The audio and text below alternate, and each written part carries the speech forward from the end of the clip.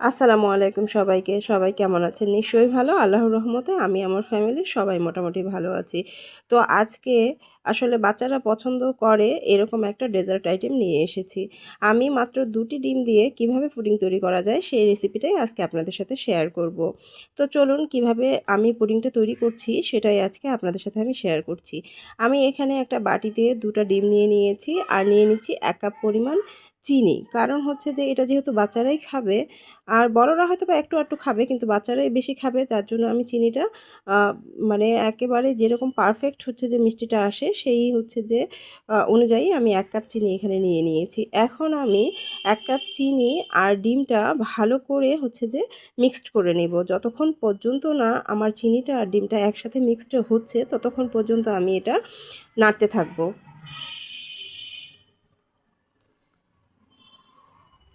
এটা হচ্ছে যে চিনিটা আর ডিমটা একসাথে ভালো করে মিক্সড করে নিতে হবে নাড়াচাড়ার মাধ্যমেই। যদি এটা ভালো করে মিক্সড না হয় তাহলে কিন্তু পুডিংটা ভালো হচ্ছে যে রেজাল্ট আসবে না। আর আসলে সব বাচ্চারাই কিন্তু পুডিংটাকে খুব বেশি পছন্দ করে। এখানে আমি হাফ কাপ দুধের মধ্যে ১ প্যাকেট কফি ঘুলিয়ে নিচ্ছি। কফির ফ্লেভারটা আসলে সব বাচ্চারাই অনেক বেশি পছন্দ করে। যার জন্যই আমি হাফ কাপ হচ্ছে যে দুধে কফিটা ভালো করে ঘুলে নিয়ে মিক্সড করে নিয়ে আমি হচ্ছে যে আমার পুডিংয়ের হচ্ছে যে পুরটা সেটাতে আমি ছেড়ে দেব।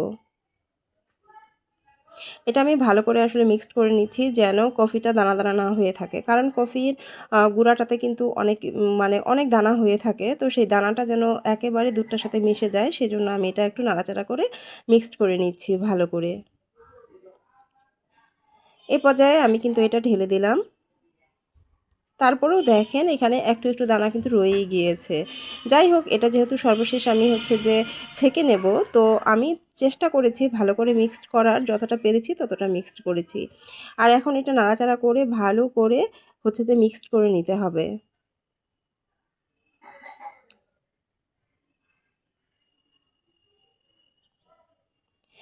এখন আমি হচ্ছে যে ১ কেজি দুধকে জাল করে আমি ১ পোয়া পরিমাণ, ঠিক না ১/২ পোয়া পরিমাণ হবে আমি করে নিয়েছি। আপনারা চেষ্টা করবেন সবসময় দুধটাকে হচ্ছে যে মানে জাল করে এরকম মানে ১ কেজি দুধ ১ কেজি পরিমাণ দুধকে জাল করে ১/২ পোয়ার মতো হচ্ছে যে আনার চেষ্টা করবেন। তাহলে কিন্তু পুডিংটা খেতে দুর্দান্ত লাগবে। কারণ ঘন দুধটা দিয়েই পুডিংটা কিন্তু সবথেকে বেশি স্বাদের হয়। তো এখন আমি দুধ আর ডিম আর হচ্ছে যে চিনি যেই মিশ্রণটা আমি করে রেখেছিলাম সেটা আমি ভালো করে আবার হচ্ছে যে মিক্সড করে নিচ্ছি। এখানে আসলে যেহেতু দুধটাকে আমি ১ কেজি পরিমাণ দুধকে যেহেতু ১/২ পোয়া করেছি, সেহেতু দুধটার মধ্যে অনেক কিন্তু সর মানে জমছে। তো সেই সরটাকে আমি চেষ্টা করেছি মানে নেড়েচেড়ে হচ্ছে মিক্সড করে নেওয়ার। তো যতটা আসলে পেরেছি ততটাই মিক্সড হয়েছে। আসলে হচ্ছে যে সবটাই তো আর মিক্সড হবে না। তো ওটা আমি সর্বশেষ হচ্ছে যে ছাঁকনি দিয়ে ছেঁকে নিয়ে নেব। আর হচ্ছে আমি ক্যারামেল তৈরি করে নিয়েছি। আমার ক্যারামেল কিন্তু খুব কম পরিমাণে এখানে হয়ে গিয়েছে। তবে আমি আরেকটু ক্যারামেল হচ্ছে যে এখানে নিয়ে নেব।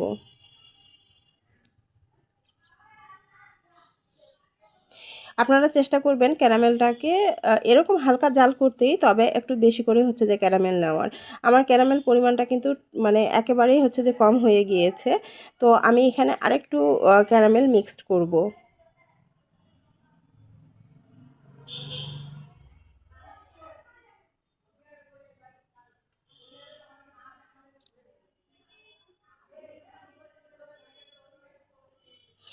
এই যে দেখেন এখন আমি কিন্তু আরও বেশি করে ক্যারামেল মিক্সড করার পরে এরকম একটা কালার এসেছে। তো যাই হোক এখন আমি কিন্তু আমার যেই হচ্ছে মিশ্রণটা করে রেখেছিলাম সেটা আমি ভালো করে ছেঁকে নিচ্ছি। এই যে ছেঁকে নেওয়ার পরে এখানে দেখা যাচ্ছে যে সরগুলো ছিল দুধটার মধ্যে সেই সরগুলোন এই ছাঁকনিটাতে উঠে আসতেছে। আর হচ্ছে যে নিচে আ পুরটা পড়ে যাচ্ছে। তো আমার আসলে ছাঁকা হয়ে গিয়েছে। এখন যে এই যে বুদবুদগুলোন এগুলো আমি একটা চামচের সাহায্যে তুলে নেব।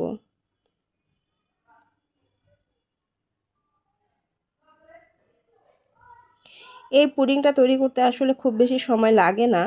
তবে হচ্ছে যে খেতে কিন্তু দুর্দান্ত হয়। আপনারা সবসময় চেষ্টা করবেন ঘন দুধ দিয়ে পুডিংটা করার। সেটা যদি একটা ডিম দিয়েও হয় তাও কিন্তু অনেক স্বাদের হয়, দুধটা যদি ঘন হয়।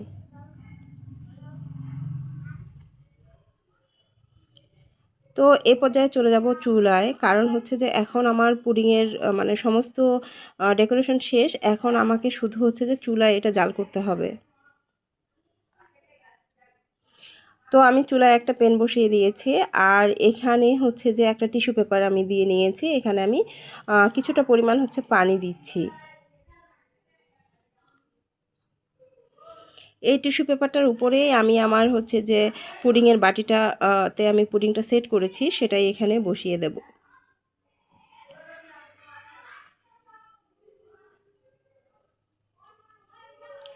এখন আমি এখানে ঢাকনাটা দিয়ে দেব। এই তো ঢাকনাটা এখন আমি এখানে দিয়ে দিলাম। এখন আমি যেই হচ্ছে যে এখন আমি বাটিটার উপরে আরেকটা ঢাকনা দিয়ে এটাকে জাল করব। তো এটা ২০ মিনিটের মতো জাল করা হয়ে গিয়েছে। আর দেখেন কি সুন্দর একটা কালারের পুডিং চলে এসেছে। দুর্দান্ত হয়েছে আমার পুডিংয়ের কালারটা। আমার কিন্তু দেখে ভীষণ ভালো লাগতেছে। আসলে যখন আপনি ঘন দুধ দিয়ে পুডিং তৈরি করবেন সেটা একটা ডিম দিয়ে হলেও কিন্তু পুডিংটা অনেক হচ্ছে যে মজার হবে এবং কালারটা কিন্তু ইয়াম্মি আসবে। তো এখন আমার আসলে দেখার পালা যে হচ্ছে আমার পুডিংয়ের মানে নিচটা কেমন হয়েছে। আসলে পুডিংয়ের আকর্ষণটাই তো হচ্ছে যে পুডিংয়ের নিচের হচ্ছে যে অংশটা। তো আমি জানি না আমার নিচের অংশটা কেমন হয়েছে। তো দেখি বিসমিল্লাহ।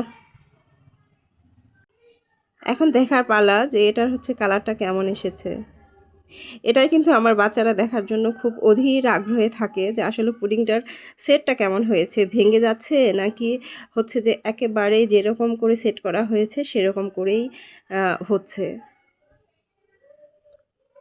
তো এই পর্যায়ে কিন্তু আপনারা একটু চেষ্টা করবেন যে এরকম করে একটু বাড়ি দিয়ে মানে নামানোর, তাহলে কিন্তু দেখা যাবে যে এটা মানে অ্যাকুরেটভাবেই নেমে যাবে। তো দেখেন মাশাআল্লাহ কি সুন্দর একটা কালার এসেছে এবং কি সুন্দরভাবে পুডিংটা আমার সেট হয়েছে।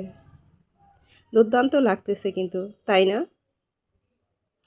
তো আসলে আপনারা চাইলে ঝটপট হচ্ছে যে ২০ থেকে ২৫ মিনিটের মধ্যেই তৈরি করে নিতে পারেন এরকম সুন্দর দুর্দান্ত ২টি ডিম দিয়েই পুডিং।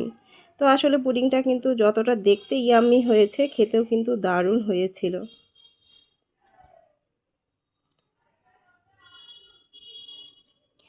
তো এভাবে আসলে বিকেলের নাস্তা বা হচ্ছে যে যখন বাচ্চারা একটু ডেজার্ট আইটেম খেতে চায় তখন ঝটপট করে আপনারা বানিয়ে দিতে পারেন। সবাইকে অসংখ্য ধন্যবাদ এতক্ষণ ধরে আমার সাথে যারা আছেন। তো সব বন্ধুদের বলছি অবশ্যই একটা লাইক ডান করে দিবেন, একটা গঠনমূলক কমেন্ট রাখবেন। আজকের মতো বিদায় নিচ্ছি। আল্লাহ হাফেজ। আসসালামু আলাইকুম সবাইকে।